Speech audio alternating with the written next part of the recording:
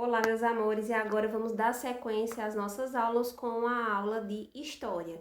Então, eu peço que vocês peguem um livro aí de vocês de História na página 420 e 421, certo? Nós vamos dar continuidade à nossa unidade falando sobre a proclamação da República, e dentro da proclamação da República nós vamos ver como ela está dividida.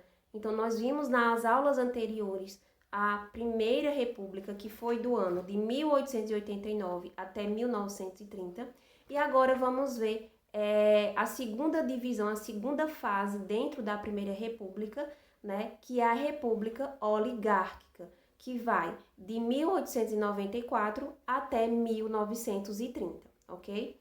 Então, nós vamos falar sobre a segunda fase, tá certo? Nós vimos lá na Primeira República que ela é dividida em duas fases, a República da Espada e a República Oligárquica. Nós vimos que a República da Espada tem esse nome porque o Brasil foi presidida por militares, governantes militares, né? Que teve como nosso primeiro representante político aí, presidente do Brasil, o Marechal Deodoro da Fonseca e o seu vice, Marechal Floriano Peixoto, né? Então, nós vimos essa parte aí da história e agora vamos ver a segunda fase, a República Oligárquica, que começou com o nosso primeiro presidente civil, né? O Prudente de Moraes, eleito em 1894. Então, dava-se aí início à República Oligárquica. Então, vamos lá na página 420 para nós vermos mais a fundo o que foi e o que significa a República Oligárquica, ok?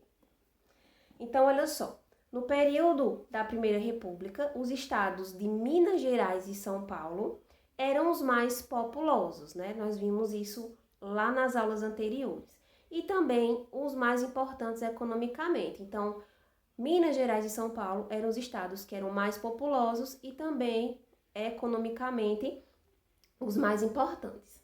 A base da economia do estado de São Paulo era o café.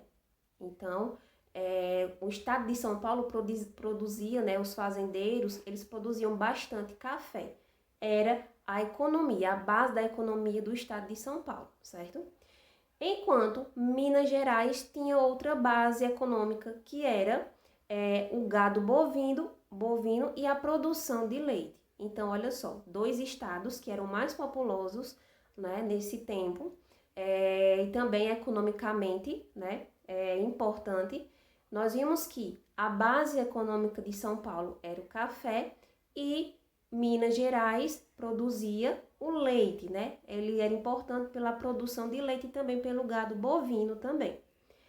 Então, o que é que aconteceu? Esses dois estados que eram tão importantes tinham também o maior número de representantes no Congresso Nacional, ou seja, na política. Então, como eles eram os dois maiores estados que eram mais importantes, né? Então eles tinham também os maiores representantes também eram do Congresso Nacional, era desses dois, a maioria era desses dois estados, de São Paulo e de Minas Gerais. Como o país era basicamente agrícola, né? Nosso Brasil ele era totalmente agrícola, né? Então, com o tempo foi se transformando, né? Foi se modificando, foi construindo mais casas, mais edifícios, então começou a ser um centro mais urbano. Mas antigamente o nosso Brasil era totalmente agrícola, certo? Os grandes proprietários de terra eram também políticos influentes, como eu falei, né? Quem eram os grandes políticos da época? Eram esses grandes fazendeiros que eram tão importantes, né? Como eles tinham maior relevância, tinham maior autonomia política, né, no Congresso Nacional, então eles também eram políticos influentes. Então, para manter essa influência e adquirir mais poder, os políticos mineiros e paulistas estabeleceram alianças. Eles fizeram uma aliança política, né? Uma aliança política entre eles, né? Entre os paulistas e mineiros. Eles fizeram uma aliança política entre si, de modo que a presidência do Brasil fosse ocupada sempre por um deles, não por outros. Então, como eu falei anteriormente, né? Por que era república oligárquica? Porque Minas Gerais e os políticos, né, os fazendeiros, representantes políticos da época de São Paulo e Minas Gerais, eles ficavam se alternando no poder. Só quem poderia ocupar, né, a presidência do Brasil seriam ou um representante de São Paulo ou um representante de Minas Gerais. Não podia ser um representante de outro estado, ok? Então só podia se revezar na presidência um representante do estado de São Paulo e um representante do estado de Minas Gerais. Por isso, costuma-se dizer que nessa época prevaleceu a política do café com leite. Por que política do café com leite? Justamente por essa base econômica, né, que os dois estados produziam. São Paulo pelo café e Minas Gerais pela produção de leite. Por isso que ficou conhecida como a política do café com leite, certo? Café pela parte do estado de São Paulo, que era a base econômica do estado de São Paulo, e o leite pela base econômica, que era a base econômica do estado de Minas Gerais.